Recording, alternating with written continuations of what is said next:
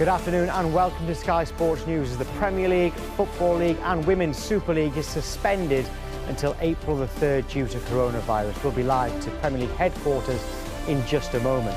Well, Celtic trained this morning, but since then all Scottish football has also been shut down. But despite the outbreak, the Cheltenham Festival goes ahead as thousands arrive for the final day of racing.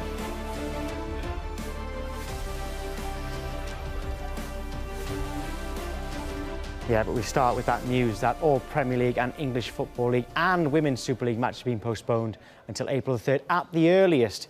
Meetings were held this morning in response to the escalating coronavirus pandemic. Now, Watford cancelled their training yesterday after several members of the squad reported feeling unwell. They also have one player awaiting to hear results of a coronavirus test.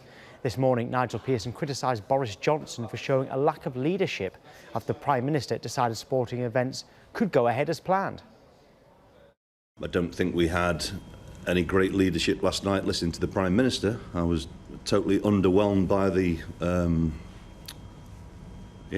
the lack of leadership and clear message in terms of what was said in that press conference.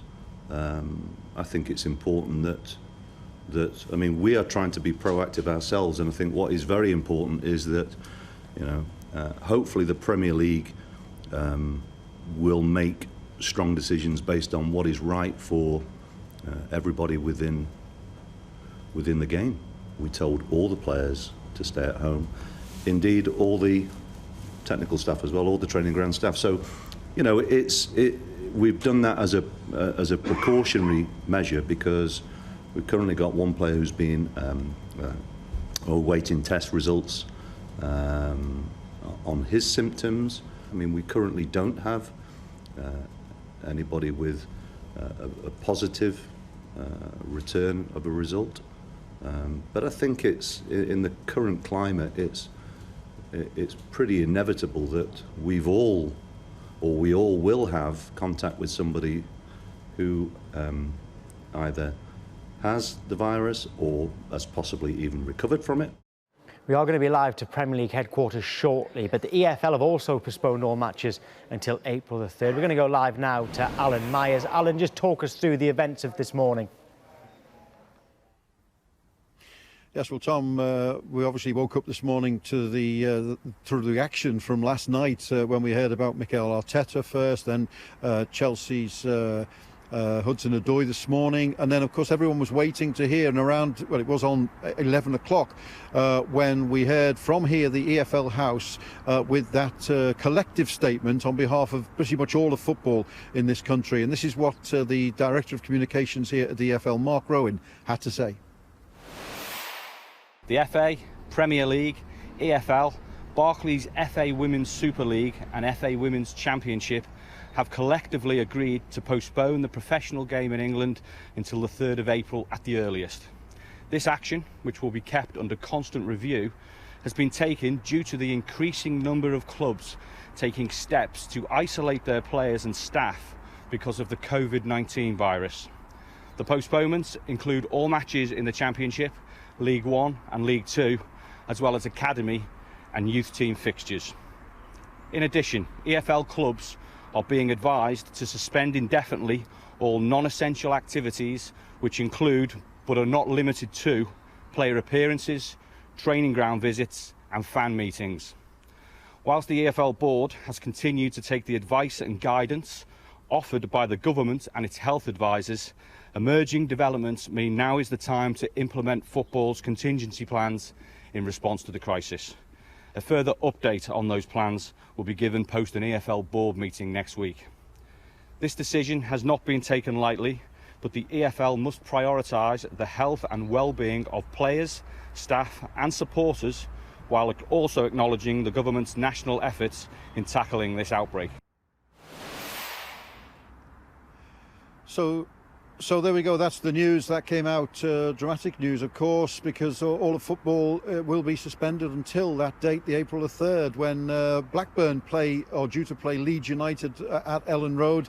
That will be the next game at this point to take place. But as the statement said, that can change. Now, the ramifications of this, of course, are many. You know, especially for EFL clubs, League One clubs, League Two clubs, financially. And we've already heard from the Tranmere Rovers chairman, Mark Palios, who's acted really quickly this morning to say that any of the games that have been suspended during that time, people will get immediate refund on that. Now, that will have an impact on clubs who, in most cases, work from week to week, month to month.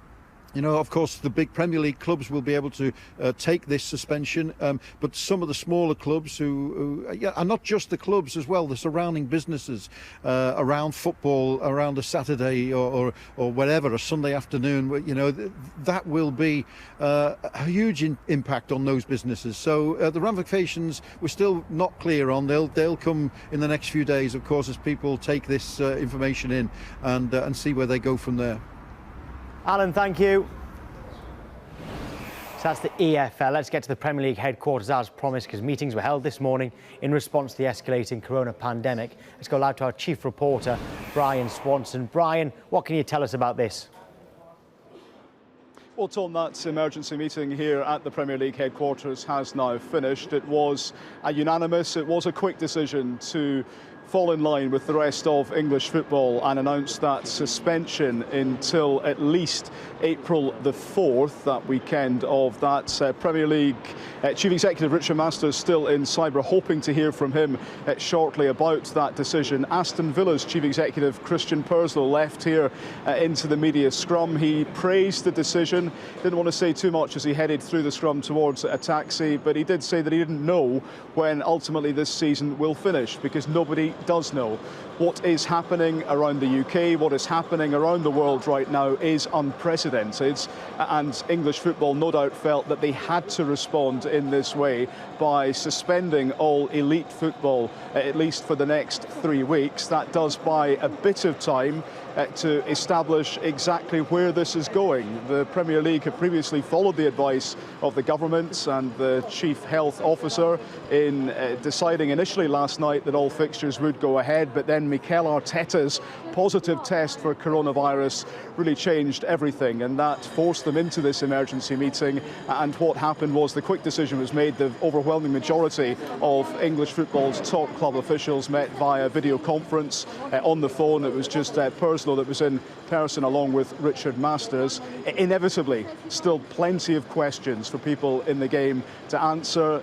The Premier League will feel that they have been as decisive as they can be given the circumstances, but they know as well as anyone that still the future is uncertain, not least going into next Tuesday's UEFA meeting, where there will be a decision on whether Euro 2020 will, as is expected, be postponed for another year. Brian, thank you.